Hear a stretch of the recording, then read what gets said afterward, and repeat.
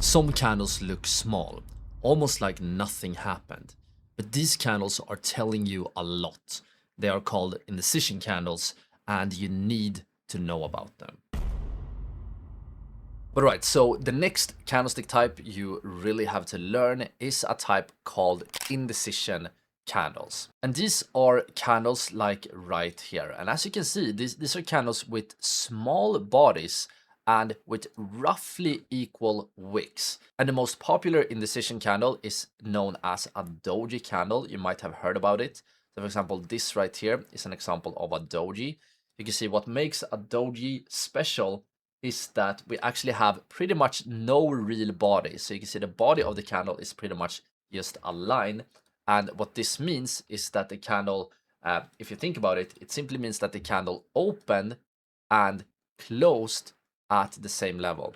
So the price action during this doji maybe looked something like this.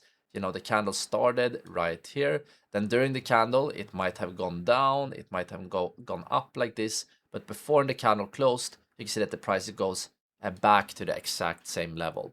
And this is basically what indecision candles are telling us. It is telling us that, you know, buying attempts, so attempts by the bulls to push the price up, and selling attempts, so attempts by the bears to push the price down, these attempts basically cancel each other out.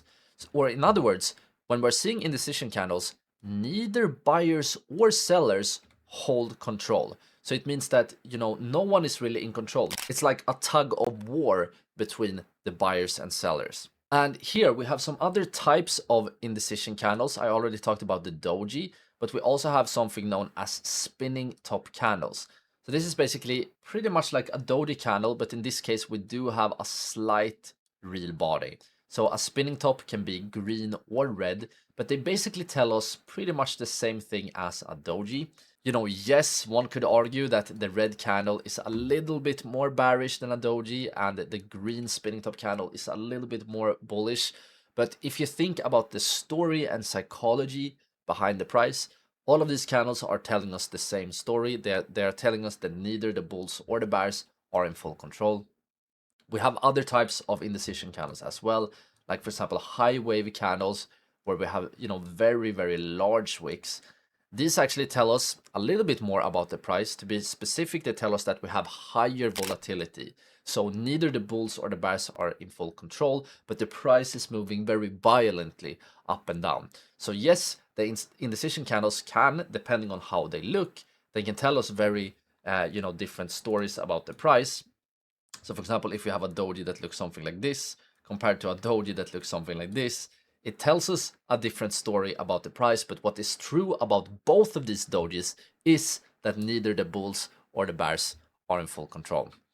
And here, one important thing to note here is that these candles are not directly tradable on their own. But that definitely doesn't mean that they are, you know, not useful. They are super useful because they can, for example, be an early warning that momentum is slowing, or they can tell us things about support and resistance levels. They can tell us things about market structure, and they are, you know, a very common and super important candle type to understand.